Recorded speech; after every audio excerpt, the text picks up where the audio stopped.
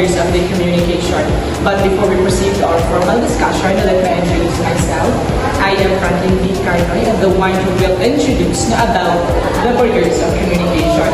So with this discussion, we will going to discover or delve into as to how the communication process is important, and as to, of course, know how to avoid such barriers during the communication process. So first, let's just define or discuss what is barriers of communication. So when we say barriers of communication, behind the communication process, there are several factors that innovatively spurred in the way of communication, message sending and receiving. And these factors are commonly referred to as the barriers of communication. So what is the barriers of communication? So when we say barriers of communication, it somehow is something referring to the obstacles that may occur during the communication process, which would make it difficult for someone to convey a message to the receiver, which also leads to misinterpretation of the information you are trying to convey. So with that, there are different types of barriers of communication, and that will be going to discuss by Ms. Isa Behizar. So, the first communication barrier is physical barrier. This happens when an environment causes disruption to communication. An example for this is when you have to take call to someone and there's a noise outside. This might hinder you to communicate well with other people or to someone you talk to. The second barrier is the linguistic barrier. This happens when a certain language cannot be understood by the other people. An example for this is when a foreign goes to your country, example for our country, which is the Philippines, and he doesn't understand our language and he needs help, and he might not be able to ask for help because he does not understand our languages and he cannot communicate well to the Filipino people. These barriers cannot only hinder us to communicate with other people, but also it affected us in a way that they will not understand you or you cannot understand them. Hello everyone, I am Rian Cortez and I'll be presenting the cultural and emotional as a barrier of communication. So if you have noticed, I have different background. I am different to other presentators because I was having an emergency and I couldn't be able to take a shoot for this recorded report. So please do respect, and I'll be presenting my topic in the next video. So why is cultural is a barrier of communication or a hindrance of communication? This includes age, social position, mental difference, or thinking behavior, economic status, political views, values and rules, ethics or standards, and motives and priorities. So it's now for the example or for the instance of the cultural as a hindrance of the communication. As we all know that we people has its own opinion and views, and we should respect that because we people are very diverse. So for example, you and your friend are having a communication which tackles about the feminist. Your friend is pro-feminist and you is an anti-feminist. So what will happen is you will not be able to understand each other because you are debating. Turns out the communication is no longer effective because you both have different views on feminism. For context, feminism is a worldwide advocate for women's rights. So it's very important for you to be able to have a thorough background of your counterpart so that both of you could be able to understand onto each other.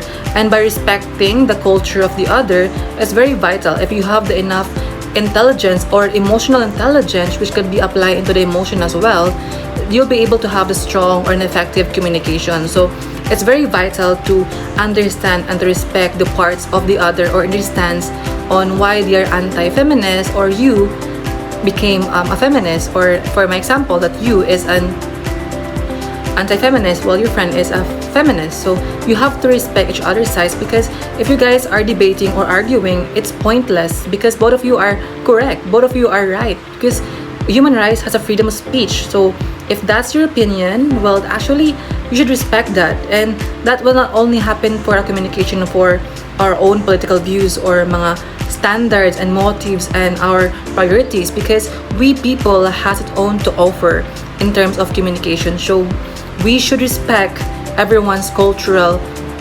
background, and as you as a person, you should build enough thorough knowledge for your counterpart's culture, so you'll be able to understand, so that there is no debating, so that the communication will be clear, concise, and effective. So respect is something that is vital to have a good relationship to one each other. And now let us talk about emotional as a communication barrier. So this includes anger, fear, hostility, and overconfidence. For instance, in emotional is that you as a person having frustration and you are being in a part of a conversation that you are not interested with. For instance, you're having a bad day and this friend would like to give you something like overjoyed news or overjoyed chica. Turns out you are having this kind of frustration. Instead of listening to her chica, turns out you are accidentally shouts her because you're not in the mood. You don't want that people to be shout, you don't want people to be aggressive in your environment or everything that around you. You want that things will actually parang, you know, but things will only simply okay, simply balance. Turns out you are having this kind of anger. So it becomes a barrier of communication. You know what? Why? Because there's no longer effective communication because you are angry and that friend of you is having this kind of overjoyed, overconfident. So it turns out it will be a congruent. So what you have to do to become an effective listener, to remove the notion of emotional as a communication barrier, is that you have to practice self-awareness and emotional regulation before you're going to talk or to give a reaction of it. Though it's may frustrating, although it's may sad, you have to practice how to communicate effectively to what truly you felt. Like for example, like, friend, I cannot talk to you right now, I cannot be with your energy right now because I was going through a lot. I am so frustrated about what happens to my life, so please do respect me as I respect yours. So if you want to have a good conversation, we could just talk the other day. So just so simply, like, if you have a practice of self-awareness, if you are aware that you are frustrated and you have the emotional regulation to inform someone that you have the feeling that way, we'll be able to have a strong or a good a good communication. So that is the emotional as a communication of a barrier of communication.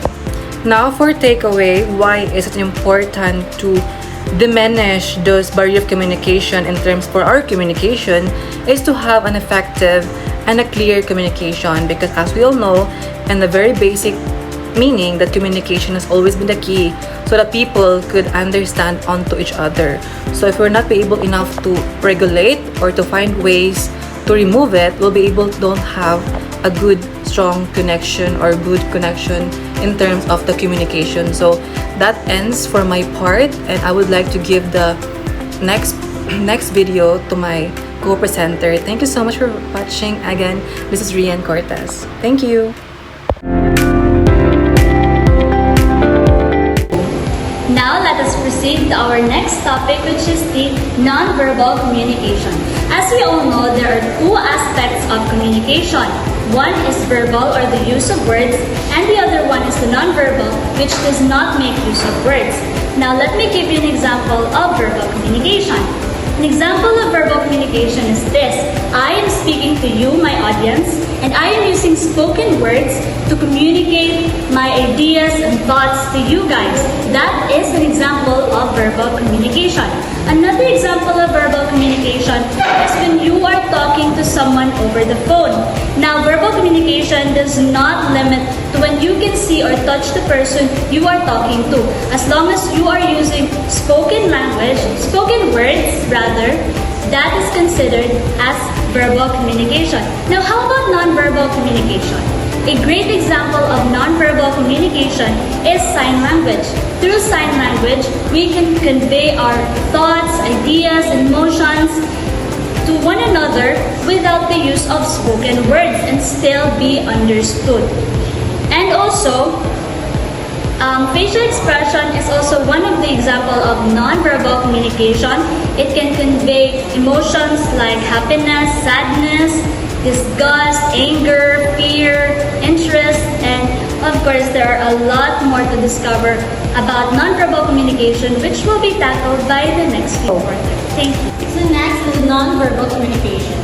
So before I will present to you the three elements of nonverbal communication, I will first explain what is nonverbal communication. So nonverbal communication is a transfer of information from one person to another without the use of words or spoken language. So non-communication is it occurs in a variety of ways, including the facial expression, gestures, body positions, or postures. So the three elements of nonverbal communication. So first we have the non-linguistic elements. So non-linguistic elements or aspects of communication does not use words or language. So first is we have non-speech elements fall under 7 categories. So first we have the kinesics. Kinesics is a language of the body. So kinesics is the study of body language or nonverbal communication that uses body movements to convey meanings. So it includes the study of facial expressions, gestures, postures, and eye contact. So why is it that eye contact is considered as a non-linguistic element? Is it because when you're simply looking at the eye of a person, di mo balanan sa ilang feelings, just like if they are happy or sad. So next is the proxemics. Proxemics is the study of how people use space to communicate. It's also known as a personal space and how they affect their comfort level. So the example of this is kanang person na gusto niya kanang maginasara or kanang like mga introvert person is dihaning mabalat ilahang mabalat ang meaning sa ilahang based on their behavior. To continue the discussion of non-speech or non-verbal communication is we are now in the chronemics, the language of time, which is the study of how time affects the communication. So like includes of punctuality or responsive time.